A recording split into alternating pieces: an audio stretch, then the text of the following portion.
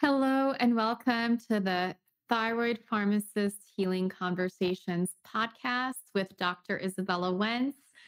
Today, I'm so excited to have a special guest with us, Dr. Damiana Corca.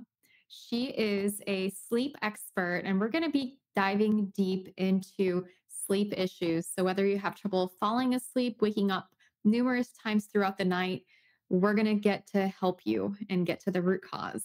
I'm going to share a little bit about Damiana Corca. So, she is a doctor of acupuncture and Chinese medicine and is certified in functional medicine by the Institute for Functional Medicine. She's also the author of The Deep Blue Sleep, a roadmap to fall asleep and stay asleep naturally. She's one of the few acupuncturists in the world specializing in sleep disorders, and she's dedicated her career to helping patients overcome challenges such as insomnia, sleep apnea, nightmares, and other sleep-related conditions. Initially, she ran a general practice where she was able to treat a wide variety of conditions such as back and neck pain, depression, fatigue, digestive issues, and hormonal imbalances. Over time, her focus has really narrowed in on sleep health, recognizing its critical role in overall well-being. Understanding that sleep problems are often connected to broader imbalances, Dr. Damiana Corca also addresses underlying issues such as hormonal dysregulation, gut health, thyroid dysfunction, and emotional challenges. To deepen her ability to identify and address root causes, she's expanded her expertise by incorporating functional medicine into her practice, offering a holistic approach to restoring health and vitality. So I'm so excited to have her here with us, and I'm so excited to have you join so you can finally get yourself some good replenishing sleep. Hello, everybody. I'm Dr. Izabella Wentz, your thyroid pharmacist, and today I'm here with the lovely Dr. Damiana Corca. We're going to be talking about Dr. Corca's journey with Hashimoto's, as well as her area of expertise, and that's all about getting sleep. So this is her new book, The Deep Blue Sleep Book. This is something that's available on Amazon right now. Okay, fantastic. So we're gonna get in and give you guys some tips a little bit about going through sleep as well as Hashimoto's. So Dr. Damiana and I actually met in Boulder. I had reached out to her because my little son was not sleeping very well, so I had consulted with her at her clinic. She is very well known in the Boulder area community for anybody that has any kind of sleep disorders. This is who we send people to. And she is just a lovely person and also happens to be a Hashimoto's patient. So welcome, Dr. Damiana. It's so great to have you here. Thank you for having me. One of the things that I wanted to chat with you about, because everybody that's listening has Hashimoto's, most likely. So I wanted to ask you a little bit maybe about your Hashimoto's journey. What kind of, I know, can you talk about maybe what kind of symptoms you were having when you were diagnosed, what your thought process was, and what you ended up doing to get yourself to feel better? Yeah, so in 2015, I started studying functional medicine and I was running some tests. I was convinced that it's not possible I would have any thyroid issues, but I said, let me test the thyroid antibodies, and sure thing, they're elevated in the hundreds, I believe 350 or so. And then as I started thinking, I realized how fatigued and how I would forget words and how brain fogged I was. But I kept telling myself, I'm working so hard. Of course, I'm having these difficulties. And that's when I found your book. And it has helped me so much because because I was studying functional medicine and then I was reading your book and I was able to identify what might be going on. And it took me a little while. It turned out that for me, it was the main things back then that were driving my Hashimoto's were H. pylori infection, quite high, and also blastocystis hominis.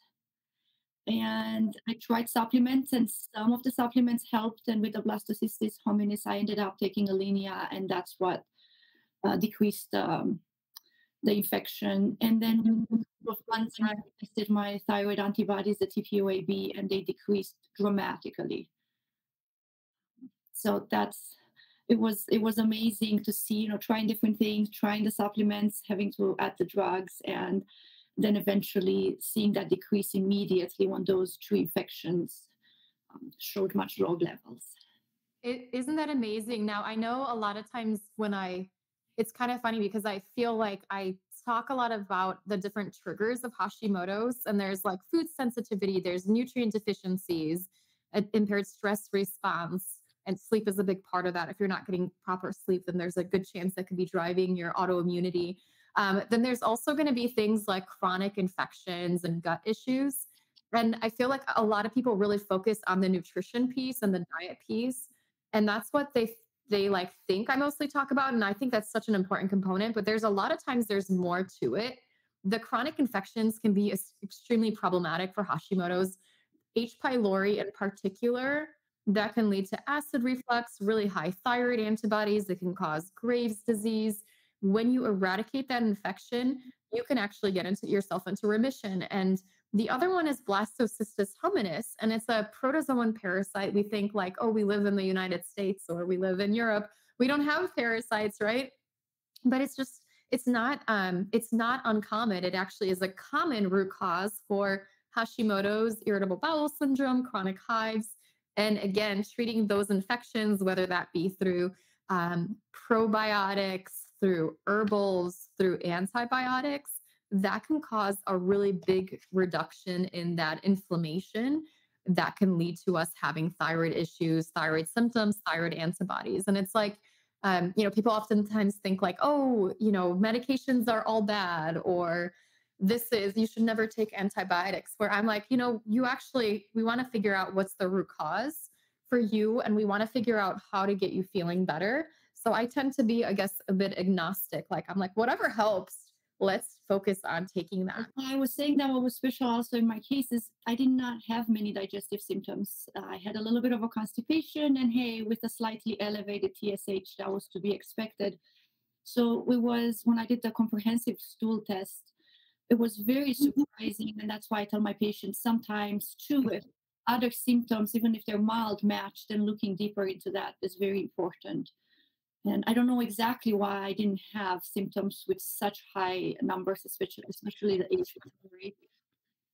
But then working on that really made a difference. That's actually such a great point. I personally did have digestive symptoms, so that's why I kept focusing on the gut. I did have irritable bowel syndrome, but for a lot of people, like I think it's something like 50% of people are going to be asymptomatic when they have H. pylori and when they have blasto. But once you treat the infections, they'll be like, oh, wait, this is what like healthy digestion is supposed to look like, or this is what it feels like. Like I thought everybody had stomach aches after they ate. Like I just thought that was normal. Yeah. Like eat and you get a stomach ache. That's how your body processes food. No, apparently that's not supposed to happen. Like you're supposed to just eat and not get bloated and not have digestive distress. And so it's one of those things that I feel like people need to oftentimes the symptomatic people are like, okay, I'm going to check into this. But people that are not symptomatic, they might not make it a priority where in fact, it could be a very important cause and a driver of their symptoms, right? Not gut related symptoms. Like it could cause you to have other issues when you have these gut infections. Exactly. And I think for me, I looked into it a little deeper because I knew I had to have some digestive issue in order to have this autoimmune disorder, or any autoimmune disorder will have a gut component. So I thought, okay, let me look into this. And um, then it turned out that it was something that was very significant for me and important for me to focus on. And then the other thing you're mentioning, how you didn't know what was normal and not, the same thing happened to me with a brain fog. I did not realize how brain fogged I was until I wasn't anymore. Isn't that amazing? And I think on that note too, let's talk about like what sleep is supposed to feel like. I'll talk to some people and they're like, I don't have any sleep issues, but I wake up 3 times a night to go pee. Or I don't have any sleep issues, but it takes me 2 hours to fall asleep. I don't have any sleep issues, but I wake up at 4 a.m. every morning, right? So let's talk about what is it supposed to feel like to to have good, refreshing sleep. When I was first diagnosed with Hashimoto's, I thought I was sleeping for 10 to 12 hours a night and I was still waking up tired. And part of that I realized was I was going hypoglycemic a lot at night. And that was causing me to basically be more tired. And this can be a pattern. But I would love to get a little bit more information from you about sleep and what is it supposed to look like? And what are some of the patterns that we can see? Falling asleep within 10, 15 minutes, maybe even 20 minutes is normal. If it takes shorter, like 5 minutes, 2, 3 minutes, we're likely a bit tired, sleep deprived when we hit the pillow and go out so fast. If it takes longer than half an hour, then we have trouble falling asleep. Then ideally sleeping through the night, or if we wake up once or twice to go to the bathroom, we go back to sleep immediately and then wake up in the morning after 7.5 to 9 hours feeling refreshed. And also the way we wake up is very important. If we wake up very sudden, like just very, very sudden, that shows an activated stress response. And then if it takes 2, 3 hours to wake up and we really need the caffeine in order to get going, also it's not good. So I would say a gentle wake up and then you feel energized within half an hour to 1 hour, it's ideal. So if the sleep is interrupted or if we sleep through the night and we feel super fatigued, something is not right. If it takes a while to go back to sleep, more than 10, 15 minutes, then also it looks like there is trouble with the sleep. So that's that in general. And with urination, I would say as we age, maybe 1 to 2 times a night is normal, but anything more than that, then we have to look at the bladder health and what could be going with that. Why are we frequently urinating? And sometimes it's as simple as having less water close to bedtime, but more often than that, that's not the issue. Why One of the things I wanted to ask you is how did you come to specialize in sleep and how did you become the go-to sleep expert in Boulder, right? There's so many different areas of interest, so many things to specialize in as a doctor of Oriental medicine, and you really dialed in on sleep and you've mastered it better than anybody else. So please tell us a little bit more about your story, how you got into that.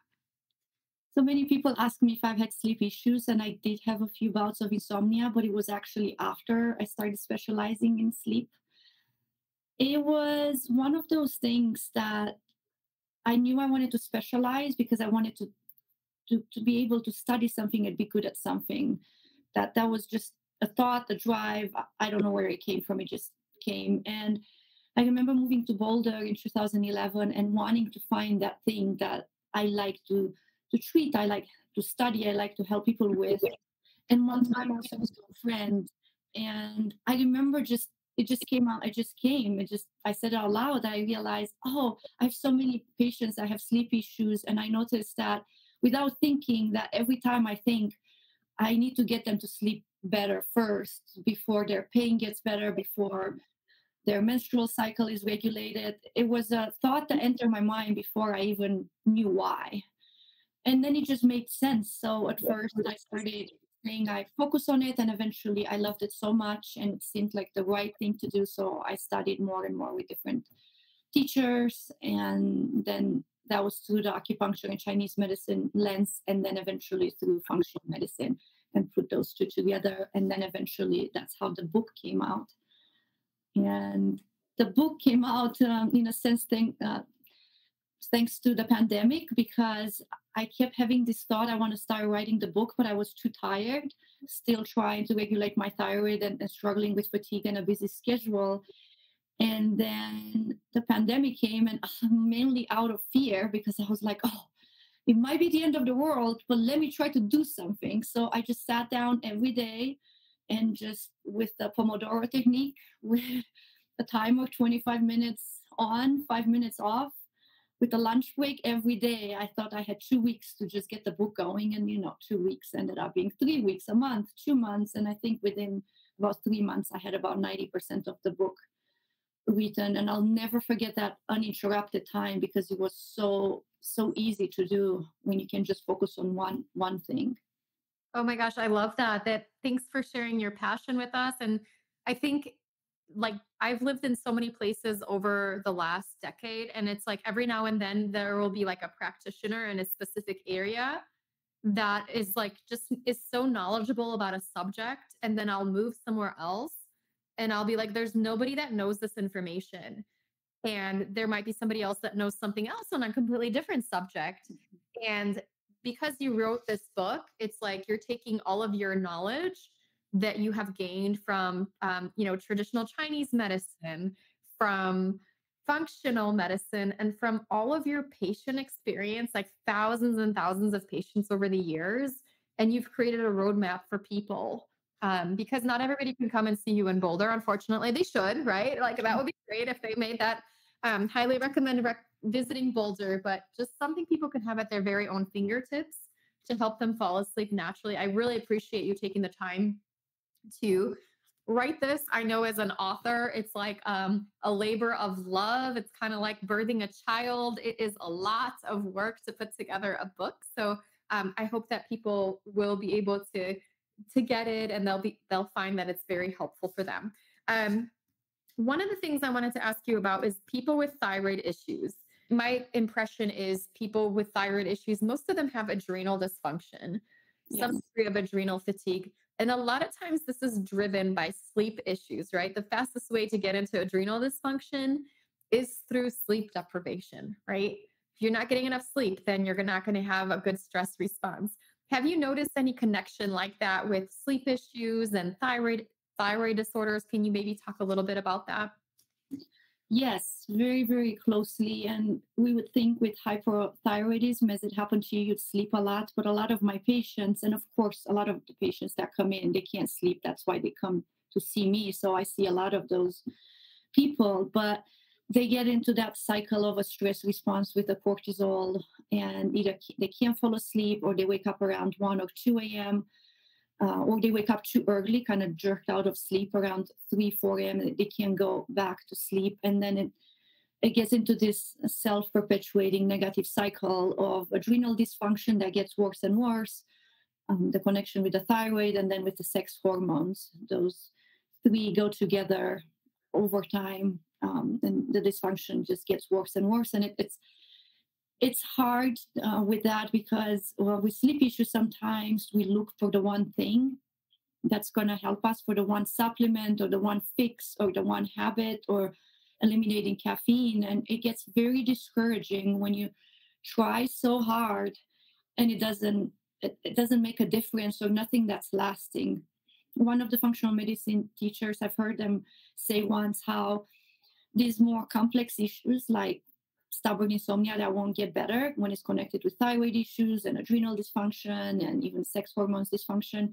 It's like sitting on 5 tacks, thumbtacks. You may have heard of this one. So if you take one thumbtack out, does it hurt a lot less? I'm like, no, I mean, you're still sitting on 4. It really hurts. But if you take all of them and you keep up with it, then it will heal and you'll feel better. And so it is about finding those sometimes 3, 4, 5 root causes.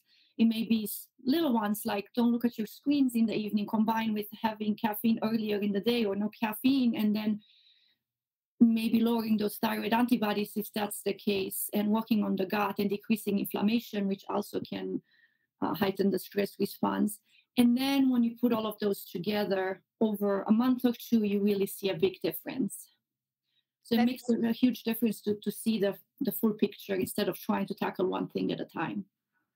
And that's such a really good point, because people will like, in conventional medicine, you kind of have like the placebo versus the control. And so you're testing one variable at a time to see if that makes a difference. And so you've got things like hypnotic medications that are just like, they knock you out, right?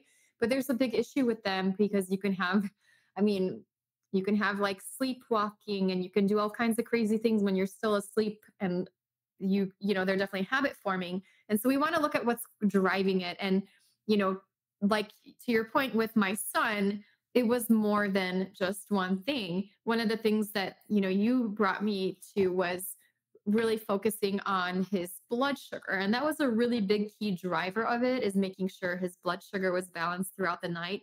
but there was also some toxicity going on, which you brought up, and we had to do a little bit deeper work on. And then there was also some environmental factors that we had to do. So like I would read a book about with him about how we sleep at night. We don't wake up and eat, right? And I think, people like oftentimes they're hoping it's just going to be one thing, but a lot of times it's going to be more than one thing. I would love to talk about the five main types of insomnia, five main types of sleep patterns, because not everybody with Hashimoto's is going to have the same pattern. So it's not always like you have Hashimoto's, you need to take melatonin, or you can't sleep, you need to do this, right? There's a few different patterns, and every pattern has a unique way to treat it. So I was hoping you'd be able to share a little bit more about that. Yes. So through my clinical experience, I have found that there are five types of insomnia, and I really love the way I figure out how to categorize them, because each one of them then leads you to look into a couple of different root causes, because it can be overwhelming just as it is with Hashimoto, sometimes trying to figure out, wow, it could be all these root causes. I wonder which one is mine. So the first type that I have is the anxious type, typically trouble falling asleep, kind of wide awake for an hour or two or even three, and having some anxiety. Sometimes you read a book and then you put the book down and then you try to sleep and then you're wide awake again. You pick up the book again. And as I said, the anxiety is a pretty big component. And that can play a role in Hashimoto's. I have noticed that's related to adrenal dysfunction as well. Um, Also with perimenopause, menopause, but the next type is a bit more common. And with that, we see a lot of nervous system dysregulation where there is too much cortisol or not enough calming neurotransmitters like serotonin and GABA.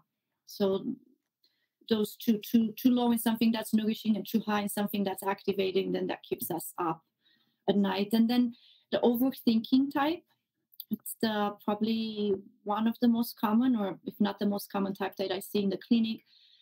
People wake up at usually around 1, 2 o'clock up, usually for at least an hour, sometimes longer, 2 hours, and usually can go back around 3, 4 a.m., go back to sleep.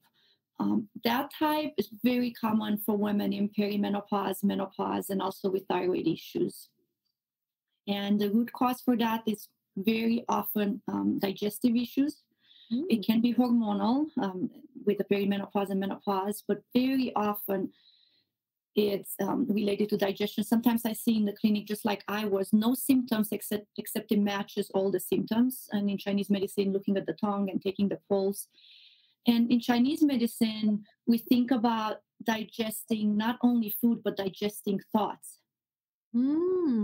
So it's like ruminating. We're not supposed to regurgitate. We think twice and then we let go. So I always think of cows having multiple stomachs. That's normal for them, not normal for us. And oftentimes what happens is we're stressed all day. Maybe we're able to let go in the evening, and then we go to sleep, and then we're wide awake at 1 or 2 a.m. And it's not always stressing and overthinking about things in our life. Sometimes it's random things, such as even getting stuck on a song or your child's song or something like that, that has no importance. Excuse me? There's one called Baby Shark. It's very catchy, kind of gets stuck in your head. Oh yeah. Yeah. So stuff like that getting stuck on a wheel with thoughts of no importance. And sometimes there are worries, a lot of worries, and it feels like the end of the world kind of a scenario. And then you wake up in the morning and you're like, I don't know why did it look so terrible in the middle of the night? I'm going to do this and I'm going to do that. But in the middle of the night, it feels, it's a lot of worry and fear. And so digestive issues, hot flashes, that's a common one. Sometimes people don't really get hot flashes, but the way I ask my patients is, do you feel like your temperature is a bit dysregulated? Like you wake up and you just feel slightly hot and then you get slightly cold. That it's subtle, but also it shows probably a hormonal imbalance. And with perimenopause, it can be up to 12 years, usually an average of 7 years. So some of the symptoms can come in mid-30s, late 30s, and it's very gradual. And that's when I see a lot of women having sleep issues. and can show up in this overthinking type in the middle of the night. I've been there right towards the end of my 30s. That happened to me. And it would just be like waking up out of nowhere. And I had always been a good sleeper prior to that. And I would just wake up in the middle of the night. And it was right around when the pandemic started. And I was like, what is happening? Right? What is happening? Like, especially if you had been a good sleeper your whole life and all of a sudden it just starts, right? Yeah. Yes. Stress probably played a role, I would imagine, and maybe hormones. But yeah, I mean, beginning of the pandemic for everyone was a bit challenging. Yeah. Yes. What's that, right? Definitely. So then the overtax type is kind of the slightly, I would say, typical American culture of us just being too stressed, too busy, too many things, and wanting to be productive or just trying to survive with a family and kids and jobs. And also can play a role with hormones and adrenal dysfunction, but it shows up a bit differently. You fall asleep fast, no problem, and typically you sleep until around 2:30, 3 o'clock, 3:30, sometimes 4 o'clock or 4:30, but just anything earlier than what you would like to. So it could be earlier by 2, 3 hours, but sometimes it's just an hour and you just feel so wired and also exhausted. So what happens is when we're stressed over long term and we're not able to discharge that stress before bedtime, we're exhausted, so we go to sleep. And again, from a survival, primal place, we need about 5, 6 hours to survive. And that is not to thrive, just to survive. And then the rest is kind of like cherry at the top of the cake.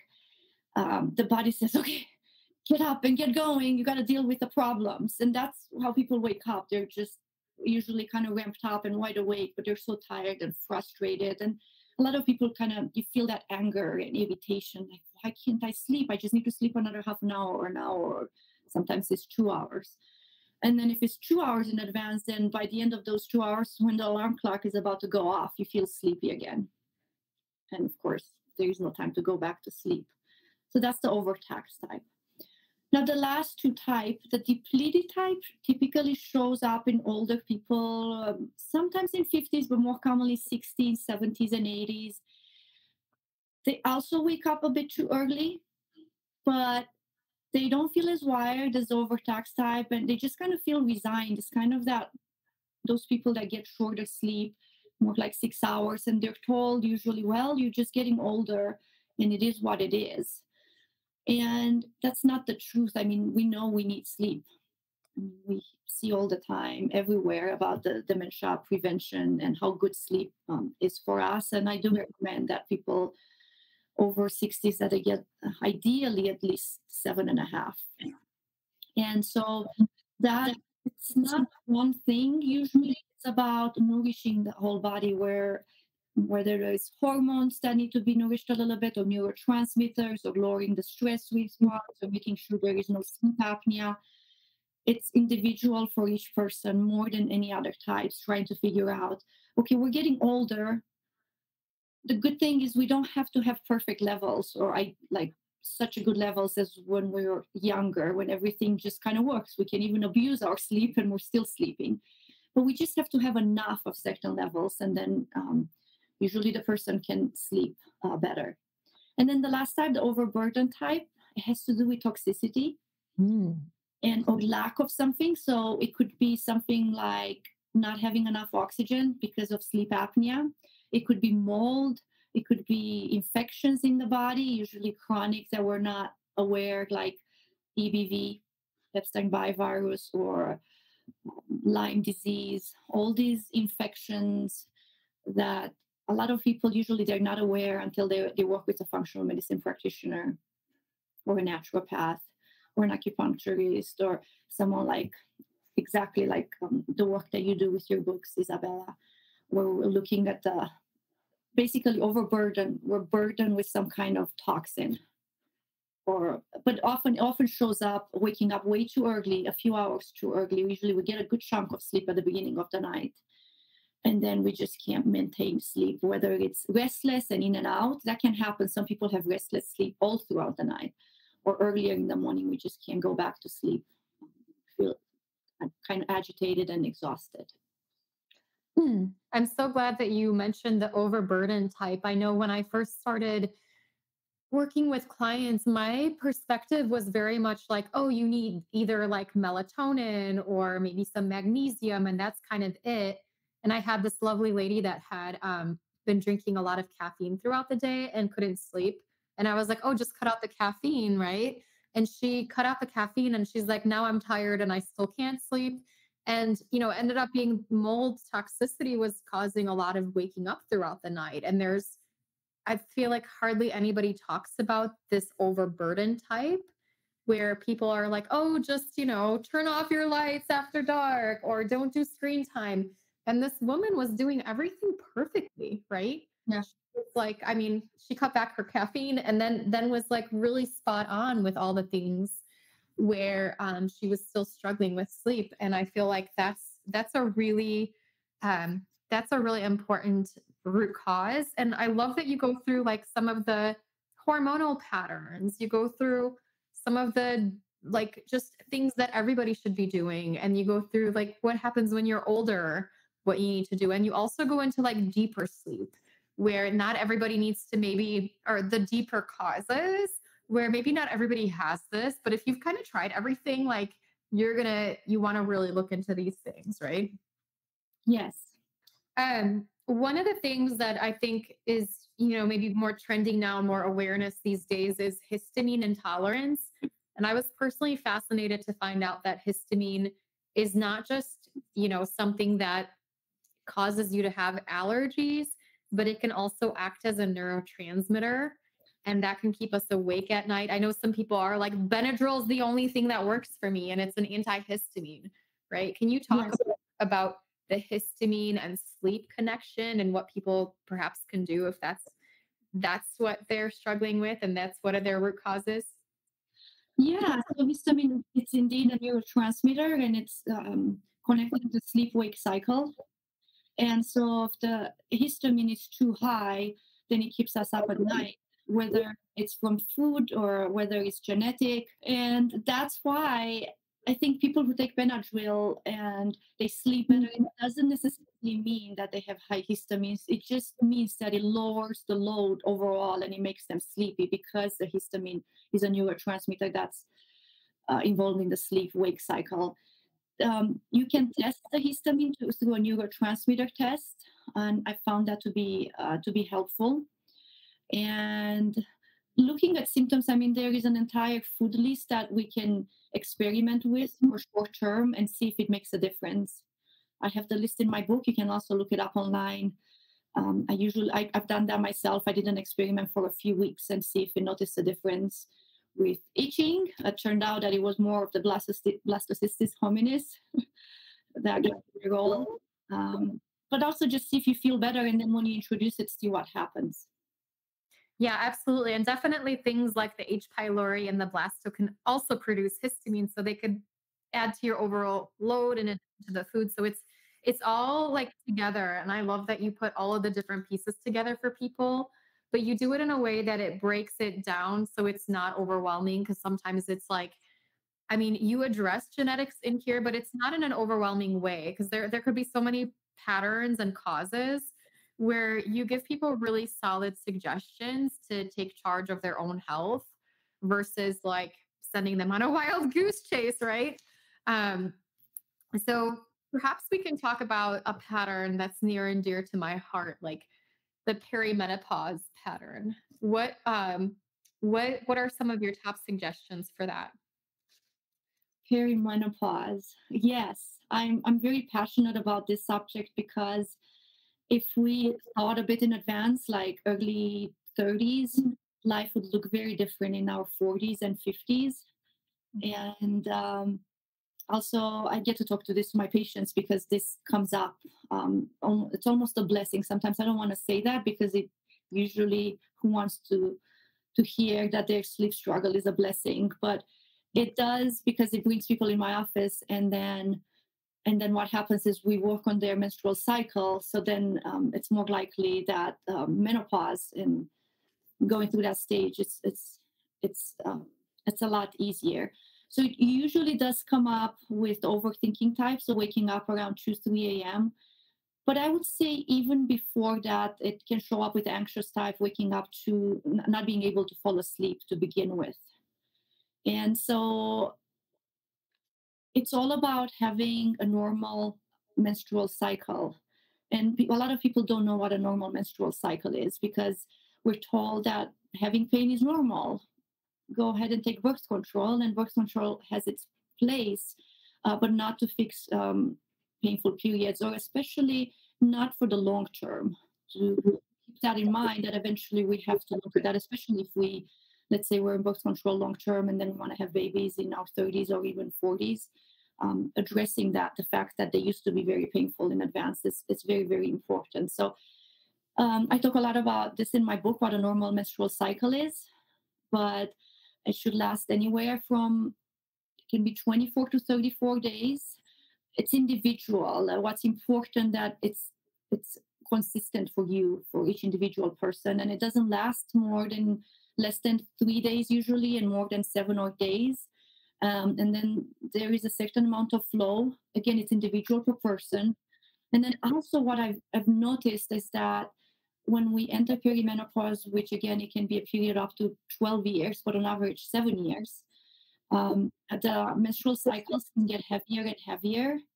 And that's because the communication between the ovaries and the brain, and our brain saying ovulate more, but with that also the estrogen goes up, and that's what makes us bleed heavier and heavier, and our cycles can get shorter and shorter.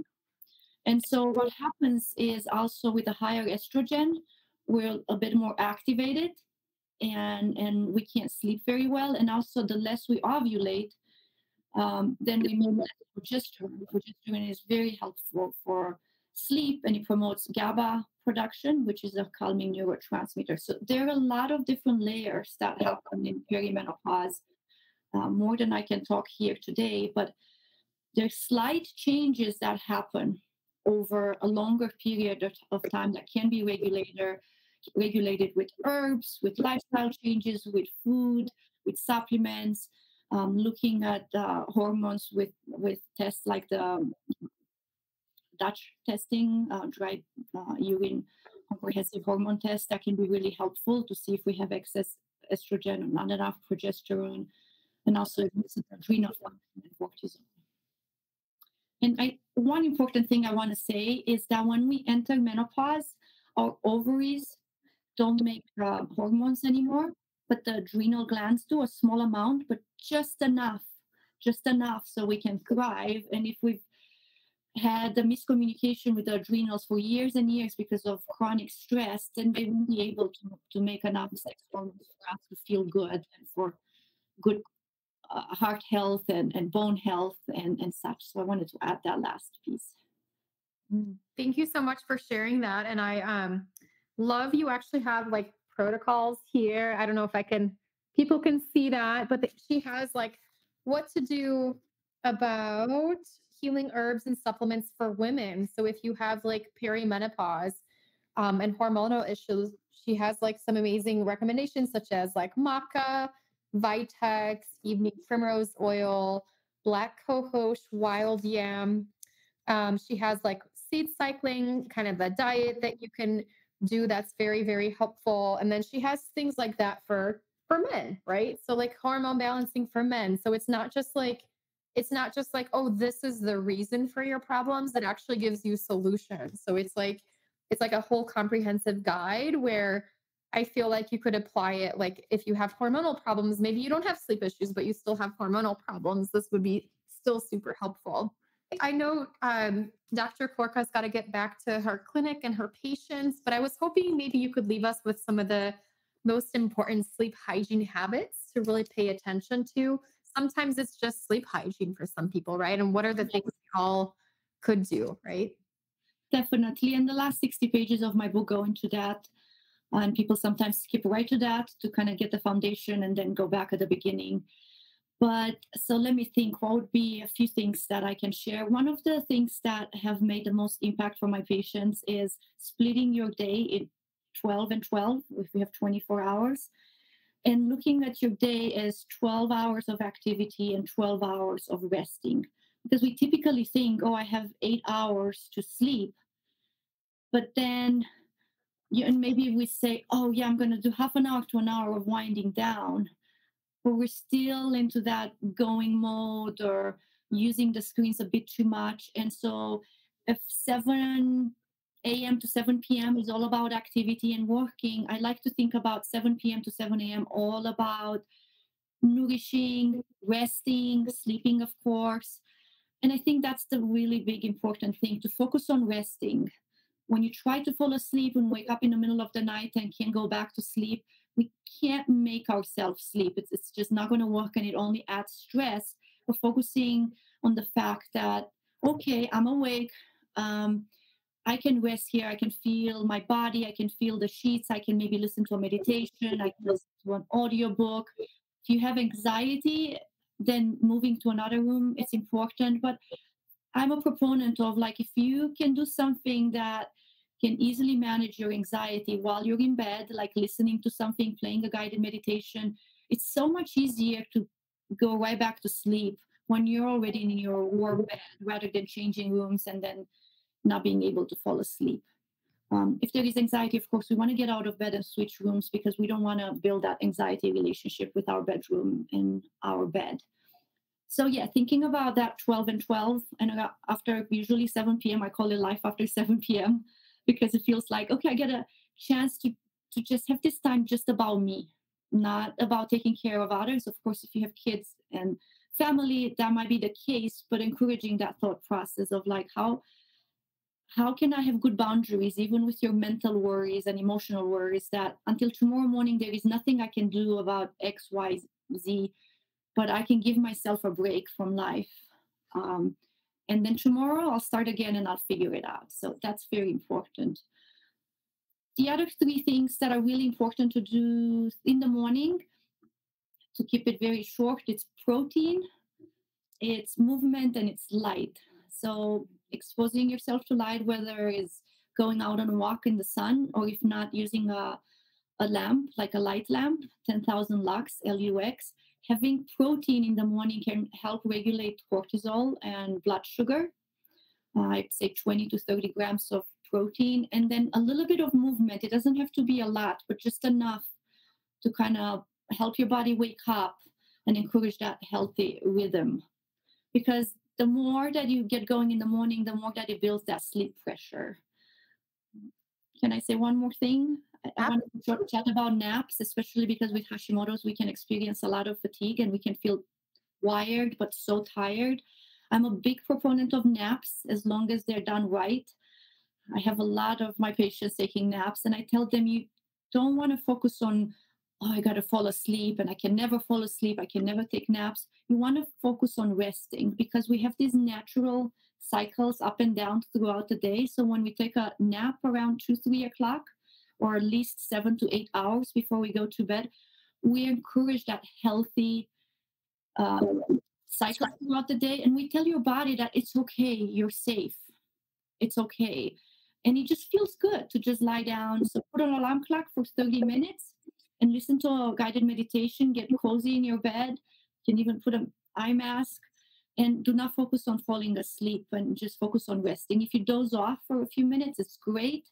But if you just rest for half an hour and you find yourself breathing a little deeper, that's a lot. And over a few weeks, the body, there is a, you'll feel less tired, and you'll probably sleep a bit better just from that. I love that. Yes to naps, right? Love, Yes. get more naps. You guys, Dr. Damiana Corca, thank you so much for joining. Her book, The Deep Blue Sleep book, is available now on Amazon. Thank you so much for joining us, and thank you for everything that you do for women and everybody joining us. Thanks so much for being here with us. Hopefully this has been helpful on your journey.